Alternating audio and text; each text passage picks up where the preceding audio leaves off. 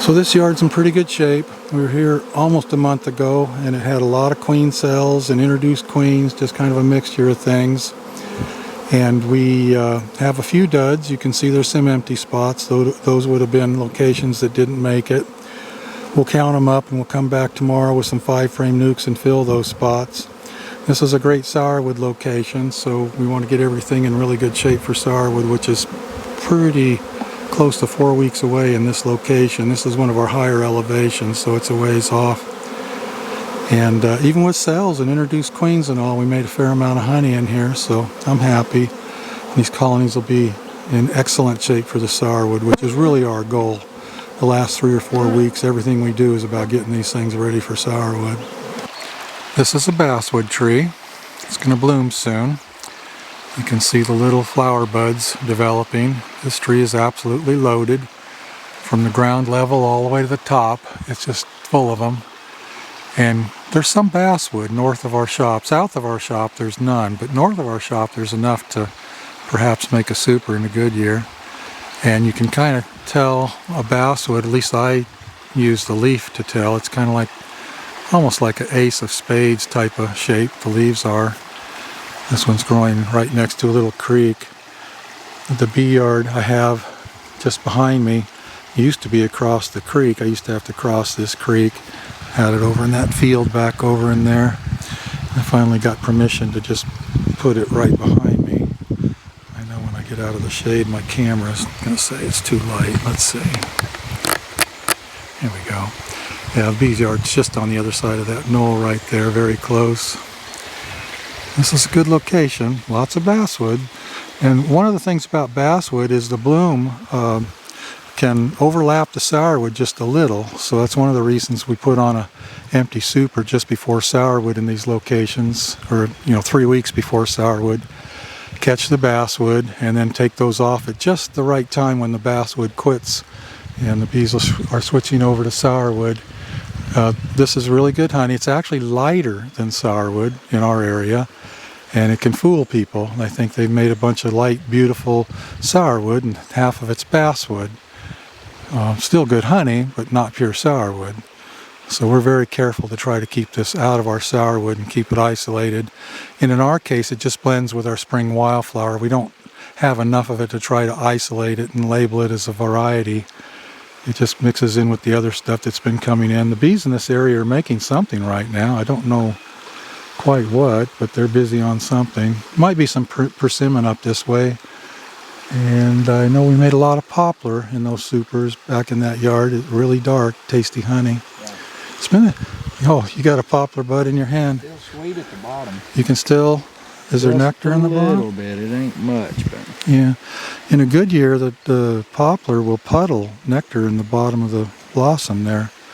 And John told me his car was getting really sticky. He had a poplar tree in his yard just raining on his car. So I said, John, it's okay. Just look at it as money. Job security. This is a nice area. We're at Betty's Creek out of Dillard here. Very nice area, very quiet. Just a few families up here. This is old country. This piece of property right here is 65 acres, and the family can trace it back before the Civil War. Very isolated at that time up here. I can't imagine what it would have been to live in that era here. How far would it have been to a town from here? I don't even know, Seth. I mean, Franklin and Clayton did once a month or more. I mean, Franklin and Clayton did not exist at that time. You would have been a couple days getting out of here to any kind of town. Yeah, but it's beautiful. I love it back here. We like working this yard.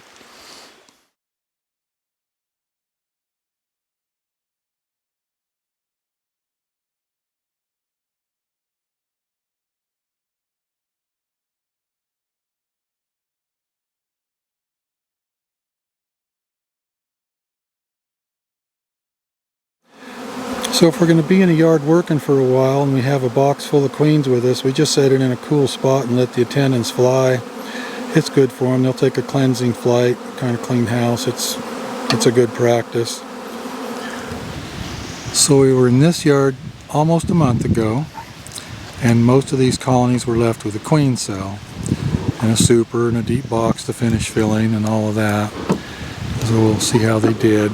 I'm sure there'll be a few duds here. Hopefully they made some honey.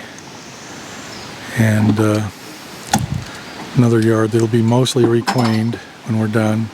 Got some steep hills right here. These are really good sourwood locations up here because the elevation goes up, gosh, I don't know, 800 feet right here from the bee yard. And the flow will start on a given date, and then up the mountain won't start for another 4 or 5 days, so it's a little bit of an extended flow. This yard is small, not because it isn't a good sourwood location, but because it's a poor goldenrod location. I don't like having larger yards like 40, 48, 60, whatever, in locations that don't have a lot of goldenrod. Sometimes it's not about how well the colonies do during the honey flow, but it's how well they do when the pickings are slim. So this is just a yard of 32 colonies, and it's simply because in the fall they don't have as much goldenrod as the other locations. We're pretty far up a hollow right here. It's a long ways down to the road and the river down there where the goldenrod's really blooming. Probably a mile and a half to good stands of goldenrod. They do get to it. They make some. So the 32 colonies seem to do okay. But when I have had larger yards in here, and they really suffer in the fall for pollen.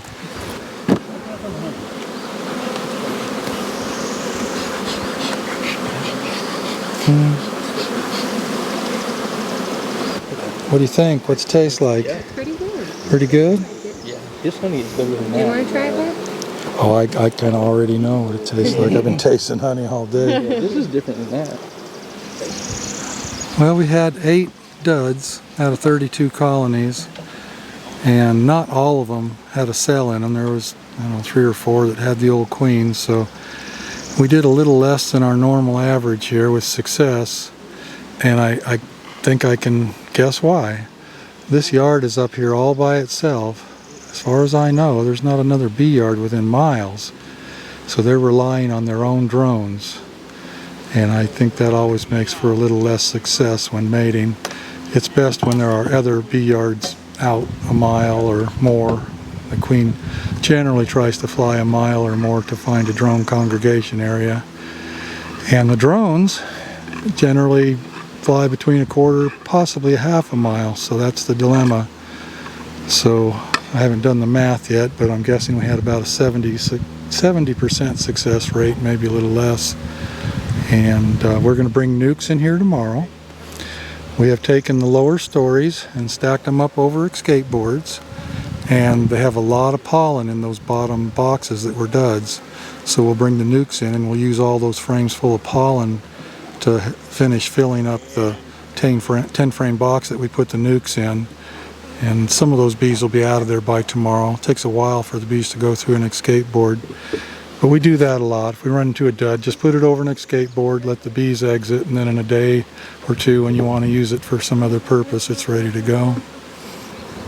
One of the advantages to using escape boards over fume boards or bee blowers is that when you break these boxes apart, and there's a lot of burr comb in between, and you put these boxes over an escape board, when you come back, all that oozing mess will be cleaned up.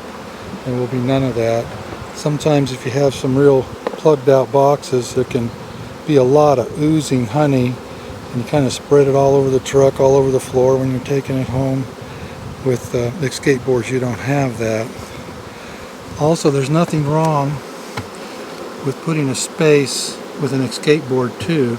You can see we put an escape board on this colony. This was a strong colony, so I left a space across the front because for the next few days they'll be left without a cracked lid, and that space will help with swarming impulse also.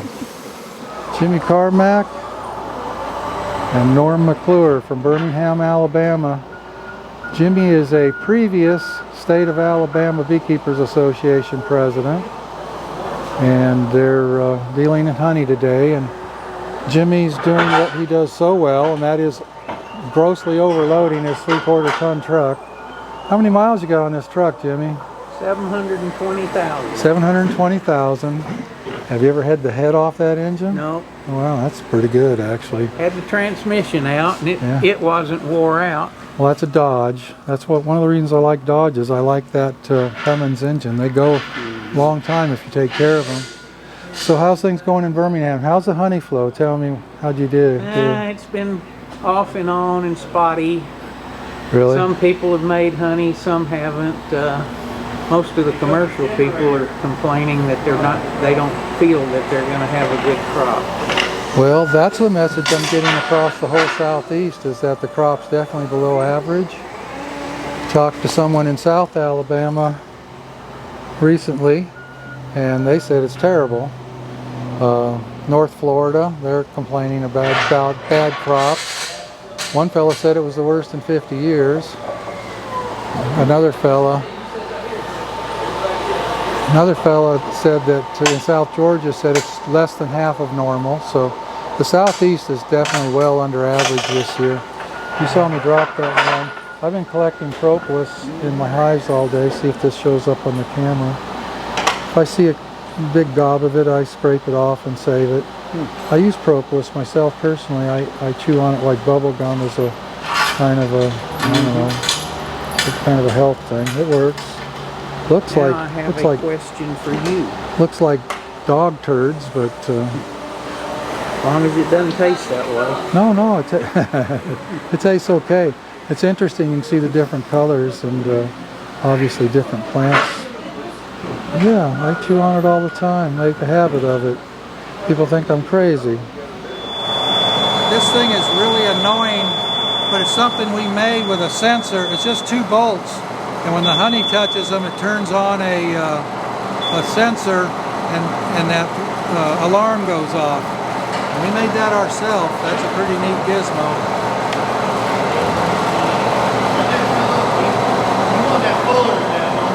That's good right there.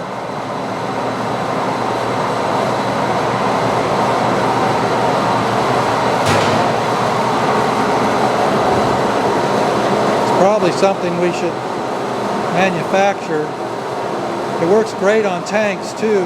When a tank gets full, the alarm goes off and lets you know that it's full. Saves us a lot of overflowing barrels and tanks and things like that. Yeah, we're just using, this is the alarm thing we're using right here.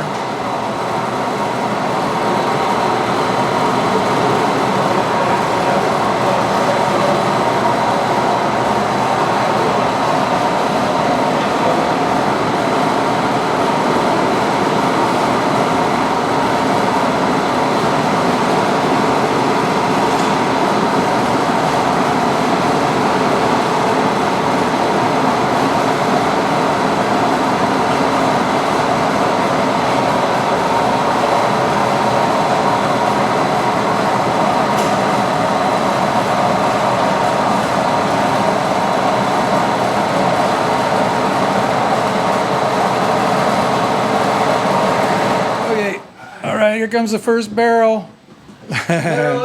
First barrel out of the room. 2023. Yeah, the first of 300, Nathan. Maybe 350. Better speed it up from 6 hours a drum. Yeah, the first drum took several hours, but we're refined now. It'll start coming out.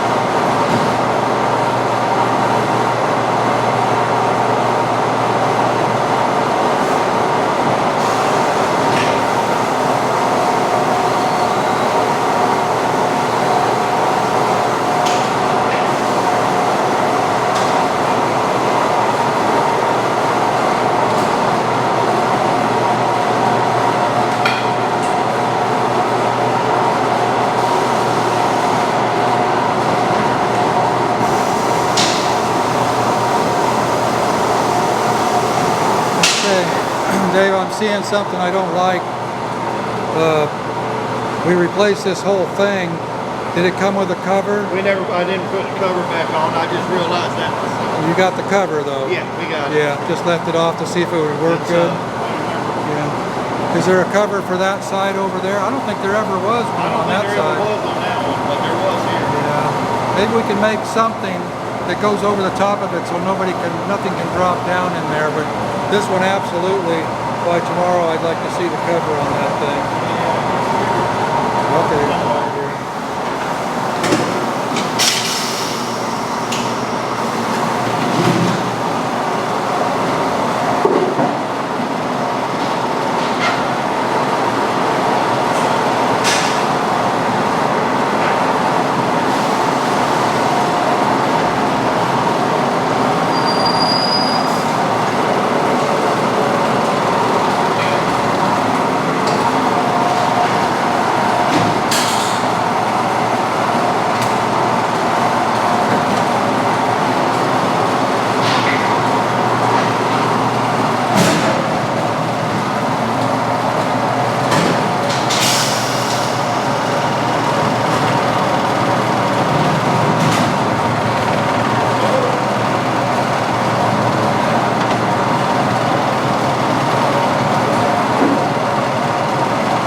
When these deeps go back out to the field as a honey super for the rest of the summer, they'll only have 9 frames in them, so we can open the knives up a little more, not cut them back so severely. I don't care for cutting the combs this thin, honestly, but it's just the way it has to be at the moment.